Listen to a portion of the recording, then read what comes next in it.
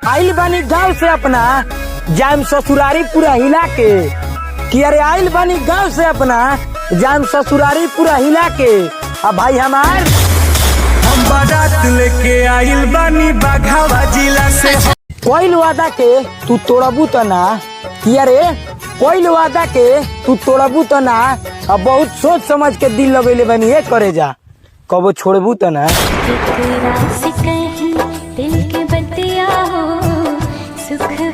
प्यार करे नी तोरा से ते कहलिस कि आज ना तो कल तहार हमार साथ छूट जाई। अरे जो तोहरा राजा जी के दिलावा टूट जाई। समाज सेवा कोई लिंक और काम बाटे ई कहत पूरा जमाना बा कि अरे समाज सेवा कोई लिंक और काम बाटे ई कहत पूरा जमाना बा।